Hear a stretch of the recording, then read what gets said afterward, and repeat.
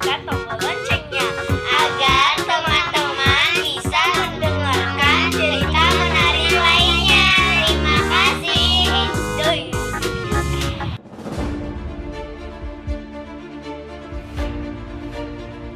Kali ini kita akan bercerita tentang asal-muasal nama Jalan Margonda. Setiap hari Jalan Raya Margonda, Depok selalu ramai dilalui kendaraan. Tapi ada yang udah tahu belum sih? Sebenarnya Margonda adalah nama seorang pahlawan yang berjuang di era kemerdekaan. Simak kisahnya di video ini ya. Margonda lahir dan besar di Bogor. Ia dan keluarganya tinggal di Jalan Ardio Bogor. Waktu masih sekolah, Margonda terkenal sebagai atlet berprestasi. Nama aslinya adalah Margana. Dia menikah dengan keponakan MS Mintareja yang pernah menjadi Menteri Sosial dalam Kabinet Presiden Soeharto sekaligus Ketua Umum Partai Persatuan Pembangunan. Margonda adalah nama seorang pemuda yang belajar sebagai analis kimia dari Balai Penyelidikan Kimia Bogor. Lembaga ini dulunya bernama Analisten Kursus, didirikan sejak permulaan Perang Dunia Pertama milik Belanda. Memasuki paruh pertama tahun 1940-an, Margonda mengikuti pelatihan penerbangan cadangan di Luftvaartafdeling atau Departemen Penerbangan Belanda. Namun tidak berlangsung lama karena tanggal 5 Maret 1942 Belanda menyerah kalah dan bumi Nusantara beralih kekuasaannya ke Jepang.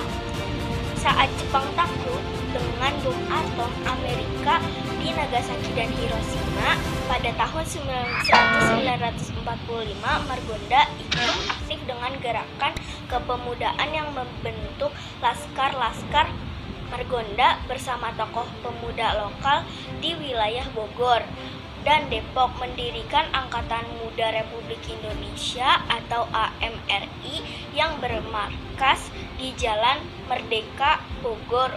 Umur Angkatan Muda Republik Indonesia atau AMRI di bawah pimpinan Margonda relatif singkat. Mereka pecah dan anggotanya bergabung dengan BKR, Pesindo, KRIS, dan kelompok kecil sejenis lainnya. Margonda masuk anggota BKR di Bogor setelah mengikuti pendidikan kemiliteran secara singkat. Ia dimasukkan ke Batalion Kota Bogor dengan pangkat Letnan Muda. Dari Bogor, ia naik kereta api dan bergabung dengan pasukan Batalion 1 di Depok. Peristiwa terjadinya Gedoran Depok tak lepas dari sejarah awal berdirinya Depok oleh Cornelis Castellane 1657 sampai 1714. Saudagar VOC generasi awal yang memerdekakan orang Depok. Sejak itulah Cornelis Castellane menjadi tuan tanah yang kemudian menjadikan Depok memiliki pemerintahan sendiri lepas dari pengaruh dan campur tangan dari luar. Cornelis Castellane mewariskan seluruh tanahnya kepada 12 marga budaknya yang berasal dari berbagai suku Indonesia dan memerdekakan mereka dalam wasiat yang dibuat sebelum meninggal. Meski bermuka pribumi dan berkulit coklat, 12 marga dan keturunan mereka bergaya hidup seperti orang Eropa. Buah didikan sang tuan mereka inilah yang disebut sebagai Belanda Depok. Sehari-hari mereka menggunakan bahasa Belanda. Sejarah juga menyebut Depok sudah lebih dulu merdeka sejak 28 Juni 1914. Mereka punya tatanan pemerintahan sendiri, yakni Jemet Besur Depok yang bercorak republik. Pimpinannya seorang presiden yang dipilih 3 tahun sekali melalui pemilu. Daerah otonomi Kastelen ini dikenal dengan sebutan Het Jemet Besur van Het Partikuler Land Depok, dan ternyata pemerintah Belanda di Batavia menyetujui pemerintahan Kastelen ini dan menjadikannya sebagai kepala negara Depok yang pertama. Tak ayal jika mereka enggan bergabung dengan Republik baru bernama Indonesia, mengingat mereka sudah merdeka dan sudah punya presiden sebelum proklamasi 17 Agustus 1945 yang dikumandangkan oleh Soekarno-Hatta. Karena Depok tidak mengakui proklamasi kemerdekaan 17 Agustus 1945, akibatnya wilayah yang berjarak hanya beberapa kilometer dari Jakarta diserbu para pejuang kemerdekaan. Depok dikepung dari seluruh penjuru mata angin. Depok dijarah takluk di bawah todongan senjata. Orang Depok dipaksa mengibarkan bendera merah putih dan teriak merdeka. Siapapun yang membangkang kena hantam, tak sedikit korban berjatuhan. Huru-hara yang meletus pada tanggal 11 Oktober 1945 itu dikenal dengan peristiwa Gedoran Depok untuk merebut Depok dari penjajah oleh para pejuang kemerdekaan.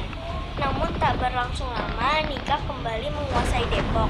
Pasukan Nika yang datang membonceng sekutu menyerbu Depok untuk membebaskan orang Depok yang ditawarkan TKR. Pejuang berhasil dipukul mundur.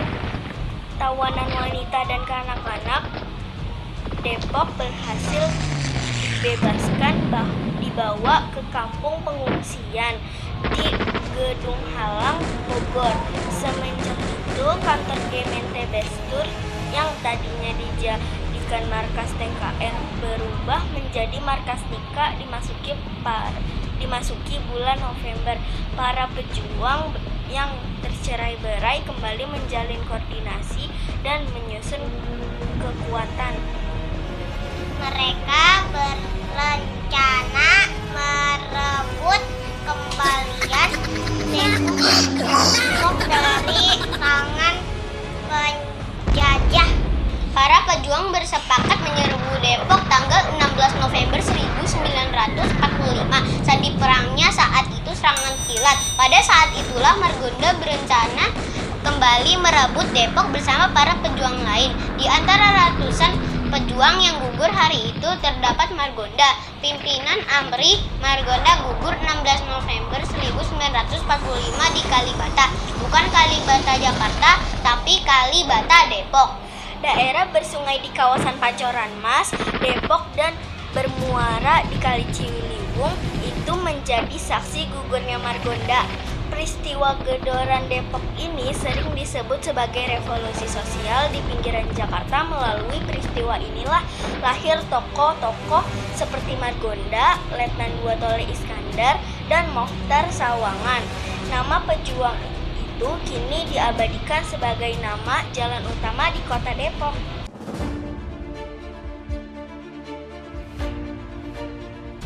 Terima kasih.